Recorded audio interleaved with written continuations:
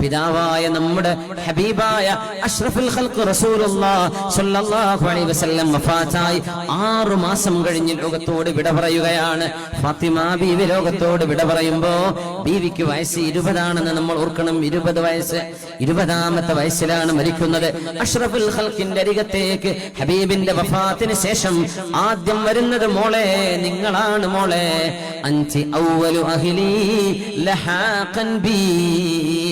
ഹബീബായ നബി തങ്ങൾ വഫാത്താവാനുള്ള കിടത്തം കിടന്നപ്പോ ആ മരണശയ്യയിൽ കിടക്കുമ്പോൾ ബീവിയോട്, ഫാത്തിമയോട് റളിയല്ലാഹു അൻഹയോട് ചെവിയിൽ ചെന്നൊരു മന്ത്രിച്ചിട്ടുണ്ട്, ഒരു സ്വകാര്യം പറഞ്ഞിട്ടുണ്ട്.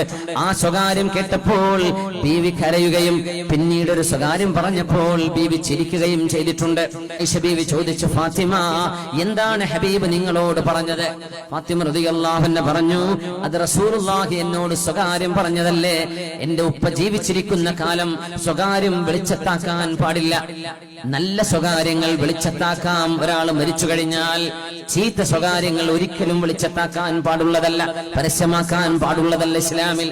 അതുകൊണ്ട് ഹബീബിന്റെ വഫാത്ത് കഴിഞ്ഞപ്പോ ഫാത്തിമ റളിയല്ലാഹു അൻഹയോട് ബീവി ആയിഷ റളിയല്ലാഹു അൻഹ ഒരുപാട് ചോദിച്ചപ്പോ ഫാത്തിമ റളിയല്ലാഹു അൻഹ പറഞ്ഞു കൊടുത്തു, ആദ്യമായി ഉപ്പ എന്നോട് പറഞ്ഞത്, മോളെ ഇത് നിന്റെ ഉപ്പയുടെ ഈ ലോകത്തെ അവസാനത്തെ ദിവസമാണ്, പരലോകത്തിന്റെ ആദ്യത്തെ ദിവസമാണ്. ഇത് പറഞ്ഞപ്പോ ഞാൻ കരഞ്ഞിട്ടുണ്ട്. എന്നോട് ഉപ്പ പറഞ്ഞു, മോളെ അരികത്തേക്ക് വാ.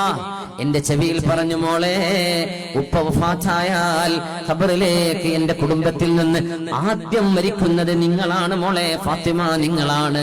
ഇത് പറഞ്ഞപ്പോഴാണ് ഞാൻ ചിരിച്ചതെന്ന് ഫാത്തിമ റളിയല്ലാഹു അൻഹ